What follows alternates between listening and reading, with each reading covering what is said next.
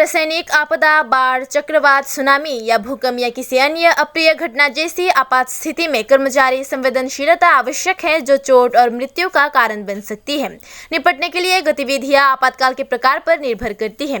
ज्यादातर अक्सर आपात स्थिति में जीवन हानि की स्थितियों, संगठन या समन्वय की कमी या हितधारकों के बीच भूमिका पारदर्शिता की कमी के दौरान खुद को पीछे पाते हैं।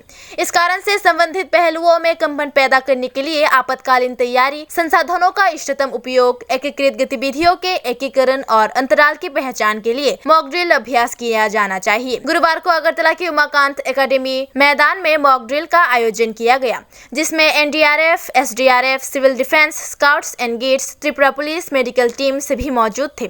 भूकंप के बाद लोगों को कैसे बचाया जा सके और ऊंची इमारतों से लोगों को कैसे नीचे लाया जा सके, इसके मुख्य उद्देश्यों से आज ये मॉक ड्रिल आयोजित किया गया। भूकंप या अन्य प्राकृतिक आपदाओं से निपटने के लिए ताकि लोगों को नुकसान ना पहुंचे और बचाया जा सके, इसी के तहत गुरुवार को अगरतला के रमाकांत मैदान में सायरन बजने के बाद बचाव दल बचाव के लिए दौड़े। इस दिन मॉक ड्रिल के बारे में बात करते हुए पश्चिम जिले के अधिकारी ने कहा कि आपदा स्थिति में लोगों को कैसे सुरक्षित रखा जाए और इस कार्यक्रम का मकसद उन्हें सुरक्षित जगह पहुँचाना है।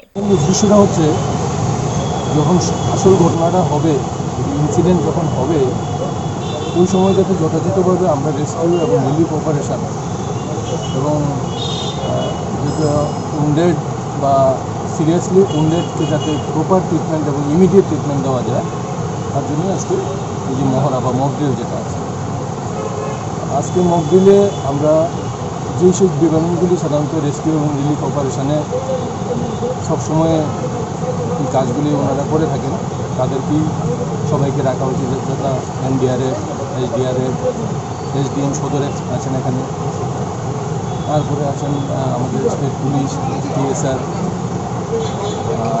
ভলান্টিয়াররা আছেন। তো তাদেরকে নিয়েই আজকে মক ড্রিল এবং একটা মক ড্রিলের উদ্দেশ্য একটা ঘটনা যদি হয়ে যায় তাৎক্ষণিকভাবে যাতে আমরা ইমিডিয়েটলি যাতে আমরা রেসপন্ড করতে পারি, ইমিডিয়েটলি আমরা যাতে আসতে পারি, এটারই উদ্দেশ্যই মক ড্রিল।